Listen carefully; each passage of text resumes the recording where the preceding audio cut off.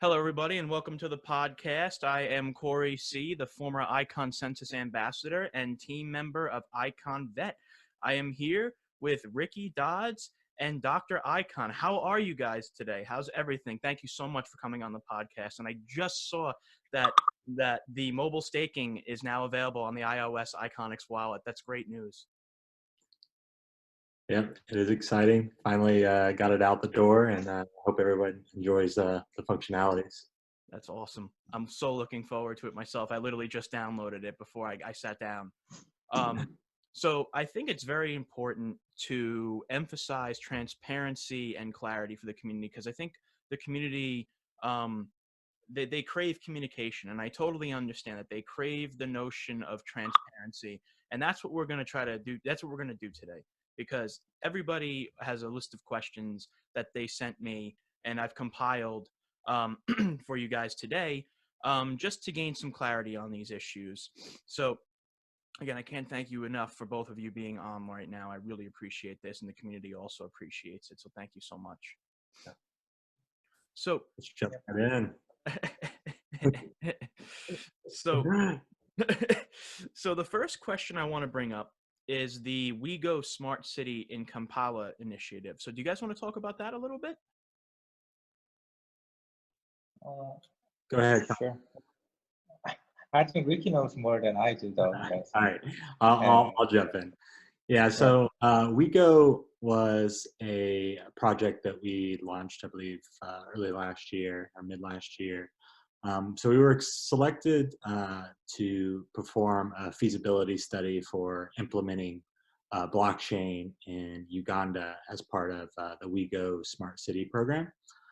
So think of it as sort of a consulting relationship for WeGo to explore implementing blockchain in just a smart city situation. And so right now, IconLoop is still working on this study. And we're leveraging quite a bit of work that we've already done on the Seoul Metro as part of the Seoul Standard platform. And so we're still sort of waiting to see like what the next steps will be beyond this feasibility analysis. You know, hopefully we'll get some exciting, or get to test out some exciting things in 2020, such as maybe MyID implementations, that sort of thing. But it's still early stages. We've sort of are wrapping up the feasibility analysis now, so we'll see what the next steps are heading into 2020. That's great. That's great. It seems like a lot of initiatives are lined up for 2020 and 2021. I actually just listened. I mean, not listened. I'm sorry. I just went on to the MyID website that was just created, and I have to say it's incredible. It really is. It really is incredible. I think MyID could be a game changer. We're really excited about it. Obviously, IconLoop had some success in raising capital based on that product, so we think there's a lot of fruit to potentially come from that potential product. Absolutely.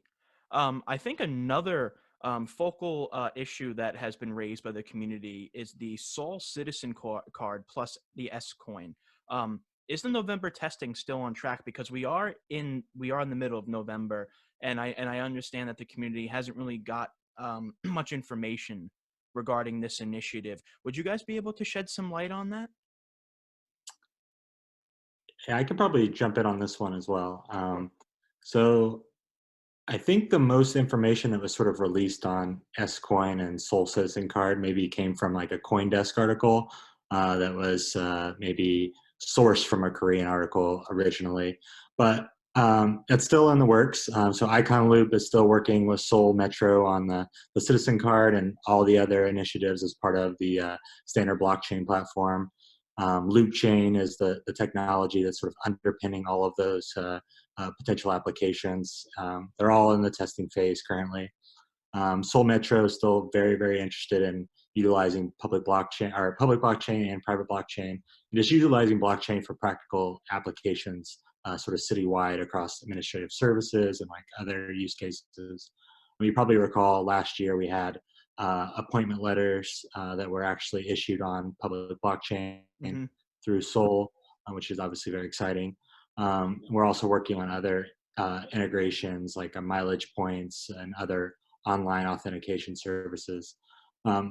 We expect to provide more testing and recommendations through 2020. I don't have any firm deadlines on that, but everything's still sort of on track, and we'll have more details in the coming year.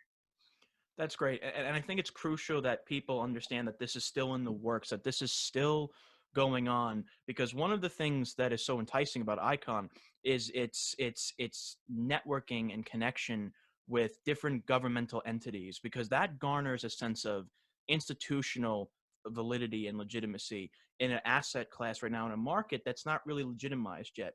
So being the herald of that notion is very important, and it sets a precedent, a new precedent for institutional validity. So I'm very grateful that it's still in the works, that things are still on track. I'm really grateful to hear that, because that's a very, I really wanted to know about the initiative myself. So I'm very grateful you shed some light on that. So thank you so much. Yeah, absolutely. And I think it's good to note that, ICON Loop, we are working with like top tier entities. We have Seoul Metro government, we have Samsung, we have all of these MyID partners that are sort of experimenting with loop chain, and hopefully we'll be experimenting more with public chain in the near term. So we have all these things sort of in the pipeline. It's just a matter of time of sort of seeing it through. Absolutely. It's a matter of when, which is the question that many, I think it sheds some light The that hardest one to answer. Yeah. yeah, When. exactly. I think the important component is that it's still going to happen. That's Yes. the important point. I think that a lot of people, they may be, excuse me, somewhat, I wouldn't say the word impatient, but they're excited for this initiative to come to pass. But I think the focal component of it all is knowing that it's still in the works. The initiative is still coming to light, and things are in the works in this initiative. So I think that's very important. I think it's very important for the community to understand and know. So yeah, and I think going forward, I think the idea will be just to give more color on sort of what's going on within Icon Loop. I think maybe what's been lost over the past 6 months or so is just updates on progress within some of the Icon Loop relationships, and just the progress there, and when we could see some applications being built on top of public chain versus these private chain implementations. So I think going forward, we're going to do a much better job of getting more color from our Icon Loop counterparts, and then disseminating that information across the network and all the community stakeholders. That's great. That's great. So I just want to clarify, because one question that a lot of people were asking, and I just want to clarify, because I think you referenced it before, but I just want to make sure. So the Sol coin, will that be on the public chain? That's another question that was asked to me. Will the S coin be on the public chain? If you can give details on that. So I think S coin, just maybe taking a step back. So S coin, I don't think you should view that as a stable coin. I think it's more of a point system for like a rewards point system for performing some sort of action. So like voting, using some sort of public service.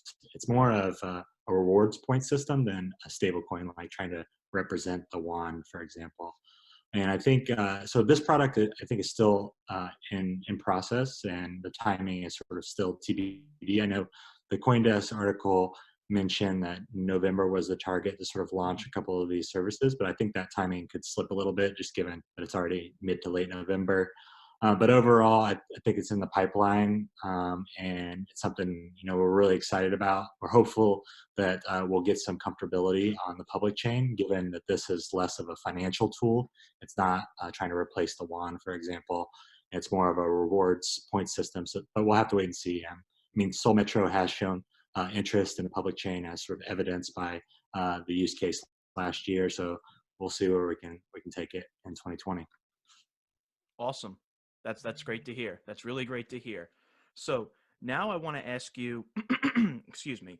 One of the questions was the first BTP on track for 2019, or is there regulatory issues? What other chains are you working on connecting with? Are Ethereum, Tron, EOS still on the table, and can you give some time frame on that? That was a community question as well that people were curious about. So I wanted to ask you guys that about those initiatives. Janju, yeah, sure, I can do that. So for BTP, we are actually working on that, and we are really so our technology from like private blockchain to public blockchain is almost ready, and we are actually doing QA and like testing several issues that we could face in the real world. And so if we try to connect with the private to public, it can be done very soon, but we are not actually finding the use case for that at this moment. And I think the My ID and the other DApps will be the first thing that could do BTP within private to public. And so, and the other thing that you mentioned was private, public to public, right? And so public to public, our technology is almost ready, but we haven't actually find the solution for the relayers, which is the syrup in our ICON network. So we have to give them fair incentives to run a node to like a relay them. But we haven't actually find the logic for that for now, and we are actually building it. So I cannot actually give you the specific timeline for that public to public for now, but it's gonna be done I think in mid 2020 or something like that. And we are working on it, and as soon as we get done, we will let you guys know. Yeah, I'll just add a little bit more color on a couple points. So I think the timeline that Chanju gave for like public to public integration is probably correct. Like mid 2020 is probably fair. I think we'll have a private to public POC, I think very soon, maybe in the next few weeks, if not shortly after, with an Icon Loop enterprise client utilizing BTP to interact with the public chain. So, and again, another exciting piece of news to look forward to. But I'll just give that a little bit of color there. Absolutely. Thank you so much. I really appreciate that, because I think one of the focal components right now that I think people need to realize in the community is that it's like I said before, it's not a matter of if, it's a matter of when. And that's very important for people to realize, because it would be frightening if it was a matter of if, because then there's uncertainty. But when, excuse me, when it's not an uncertainty about whether the initiative is going to pass or it's going to come to fruition or not, it's about time frame. That's what the focus is right now. It's a focus on when will these come to fruition. And I think it's crucial that these things do take time, because these things need to be perfected. These initiatives, these partnerships, they need to be perfected so that they run in an efficient way. Yeah. And just like software as a service has a longer sort of sales cycle, and I think with a new sort of software, it's an even longer sales cycle. So just like the education piece with government entities and large enterprises to get comfortability on like the public blockchain has been a bit of a struggle initially. But I think people are coming around, and we're seeing more and more interest in utilizing public chain. Absolutely.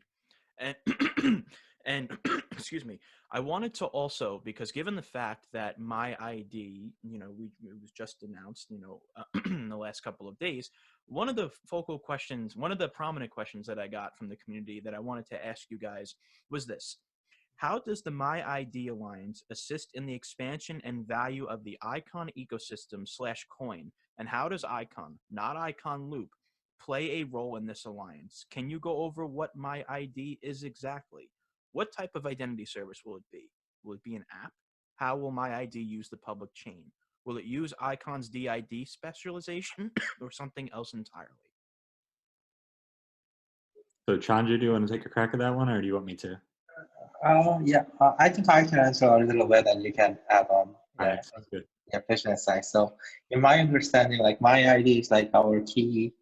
I think it's one of the key app that could bring us the mass adoption, because it's by using My ID, it's basically you can get your identification by yourself. So for example, you can get your like a bank account balance or bank credit, or even like a credential paper or something like that, or like a driver license or birth certificate. It might seem not that big, but so what I think is that if people for the financial part, we are going to use the private chain. But other than financial part, we are going to use the public chain, which is the ICON network. So for example, like if I get my identification within private chain by like a Shinhan Bank or Samsung card or something like that, and then if I try to book the hotel room or get Airbnb or something like that, I could use that identification to open the door and something like that. So it could make a lot of, it could bring us a lot of transaction number and transaction fee, and that will definitely help the ICON network. And with that transaction fee, we don't have to issuing any new ICX to reverse the people. So it will bring the ICX price goes up, and it will actually create the demand for the ICX. Yeah, that will be my answer for how we could apply to the public blockchain, the ICON network. Yeah, and I'm sure that Ricky will add up. Yeah. I'll just add a little bit. I think Chanju sort of laid out the benefits to the foundation, just like the network itself. And then I would maybe piggyback the layers on MyID, like the product, and then MyID, the alliance. So I think MyID, the product, is still sort of in the development phase. I don't think it's fully fleshed out yet. I think we expect like an actual product early 2020. So stay tuned for that. But just my initial understanding, it will likely be an app where the ID will sort of reside in that app, and it will be an ID that's issued by a bank. And the user will be able to download that sort of KYC ID to their mobile device and utilize that across network participants who would use this ID to authenticate this individual for a particular service, like a Airbnb or a rideshare or something like that. So that's sort of the idea of the product. And then as far as like the MyID Alliance, I think that's a little more broad. I think MyID Alliance can be anyone who's just interested in decentralized identification and how that could sort of broaden the scope of, not only utilization of blockchain technology, but just like independence and freedom, a number of different things with identification. So I think that's a little bit broader scope, and it's something that we can continue to add members to. I think we're going to see more and more members outside of Korea be added to this alliance. We have some sort of bigger banks in Europe that are sort of interested in joining this. So it's not going to be just a Korean-focused alliance. We're going to try to broaden the scope outside of Korea and find other interested parties who are exploring DID as a way to enhance or mitigate some things in their business. Absolutely, and I think it's crucial that you brought up that you guys are MyID is looking to expand into the European continent, and it's not just a a regional alliance. It's going to be a global alliance. And I was reading the roadmap on the MyID website, and I saw that that one of the features of the roadmap is that you wanted to garner more partners. Excuse me, I'm a little sick.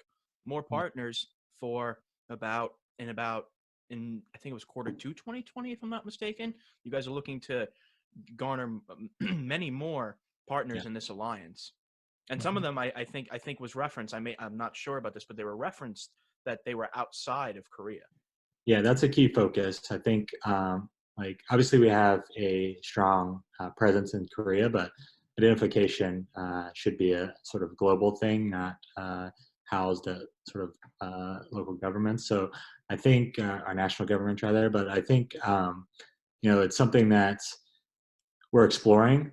Each sort of nationality has their own restrictions, and we're fortunate to have this regulatory sandbox where we can sort of experiment in a vacuum, test certain things under sort of the purview of the FSC and see what works, and then iterate and try to take our findings and explore new areas to broaden MyID's reach. Absolutely, and that truly sets the precedent for hyper-connecting the world. It's not just hyper-connecting Korea; it's hyper-connecting the world. Which I think I think that's something that the community needs to hear, that this is something that's going to be a global frontier. We have governmental entities already working with us in South Korea, but imagine the scope that can occur because of this MyID alliance, and how much how much of a reputation builder, per se, for lack of a better words, this would be for Icon, not even Icon Loop, but Icon. Yeah, exactly. Yep. And that's a And let me, huge. yeah. What were Yeah, you gonna say? so I was gonna say for the My ID, so to expand in global product, actually I had a meeting with the Block 42, Lucas, and he came in with a diplomatic officer, and he told me like uh, he's willing to help us to get more My ID alliance in Europe, and I'm sure a lot of PREPs are willing to do that too. So since we have a lot of PREPs that actually support us in globally, my globalizing that My ID would be not that hard to do it, I guess. And yeah, we got a lot of support from all over the world, so that will help.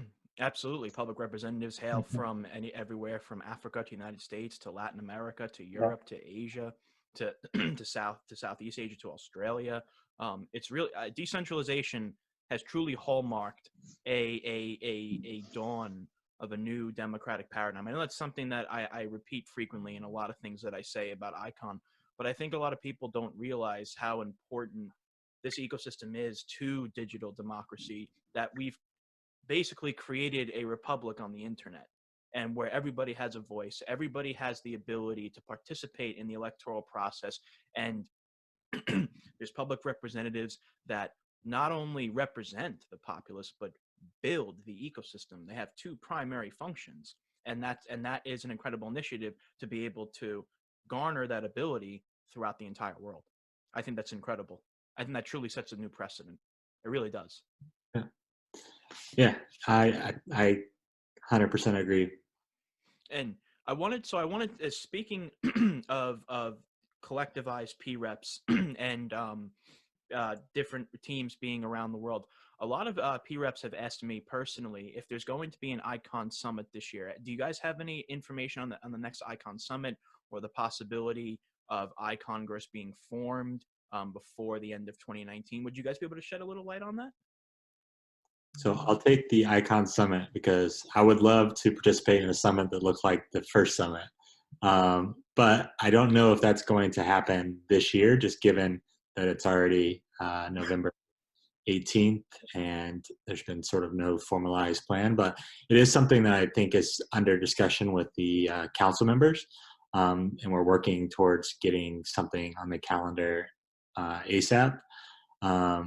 I think going forward, we're going to look for ways to have these sort of offline meetings or summit style events to include the broader community. And maybe we do it in sort of a more decentralized fashion where we have like a couple host cities around the world, maybe in like some of the P-reps backyards. So we could sort of foster more offline meetups and just getting together like this, like face-to-face conversations, really building community in that way, I think could be really beneficial for just the network going forward. So we're brainstorming on some ideas. Hopefully we can get something on the calendar near term and present that to the community and make something happen.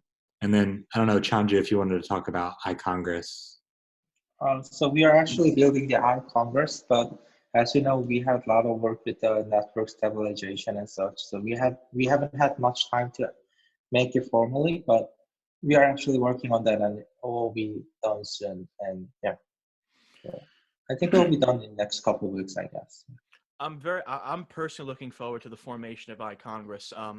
I've spoke about this very little, but I created since this is a digital republic, I felt it necessary to create a set of laws and regulations that each P-rep would read and hopefully sign.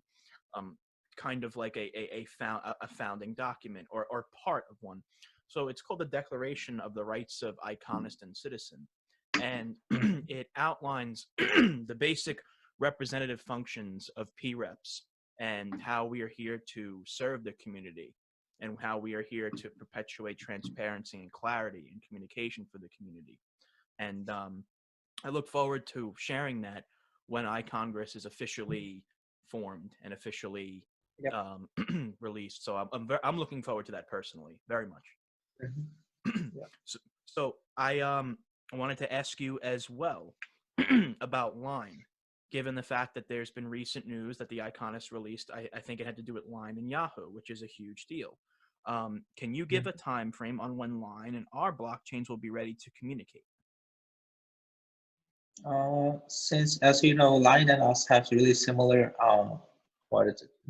DPUs that block generation system, so it is really easy to communicate them. But the matter of, as I told you before, it is a matter of how to relay them, how to incentivize the real layers. So as soon as we get done with that, I think it will be much easier to connect with Line rather than like EOS or Ethereum, since we have similar system and we have a lot of people to know each other. And of course, we have to get approved by other PRFs. But yeah, in technology side, it is a lot easier than EOS and Ethereum. So if we want to, it could be done very soon. And as soon as the network is stabilized, we'll work on that. And I think it could be, it is on the line, and we are look forward to it also.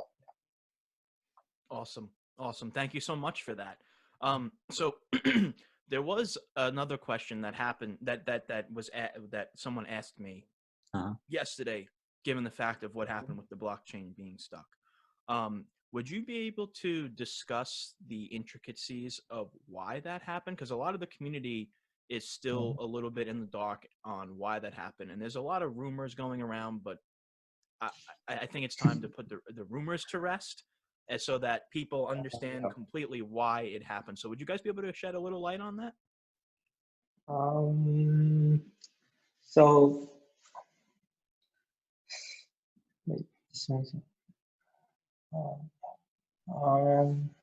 So let's say, so we had some issues with the database, and as you know, all PRFs should have the same database, but some of PRFs have been collected the wrong database. So because of that, we couldn't actually build the block. So we have to set it up with all right database, and that incorrect database is caused by this is just my personal opinion. It's not actually confirmed yet, so let's not just make it all noise or something like that. But so one of our PRFs have actually updated with the Docker image that's supposed to be upgrade for the testnet.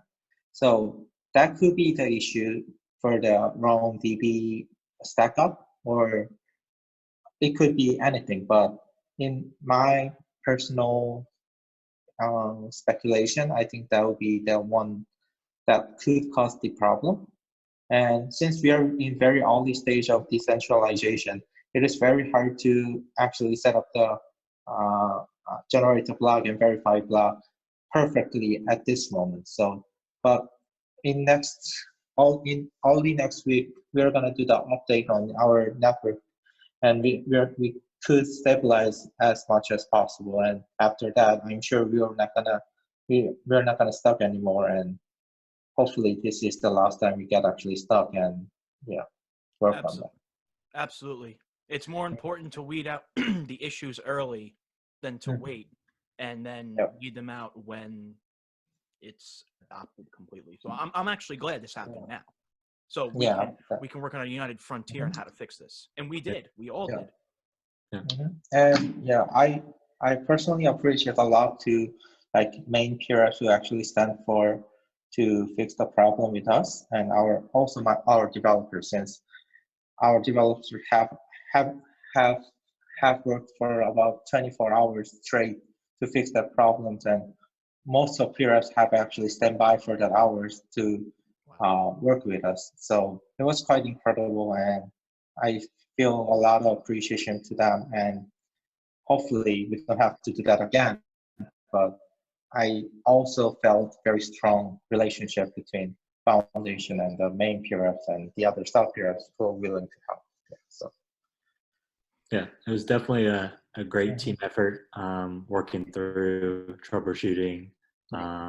Thankful that we resolved it, and once we have sort of the root issues analyzed, we'll be providing sort of a more fulsome sort of post-mortem on the situation, just to give everyone the details, and then maybe we can discuss that in more detail on a later call.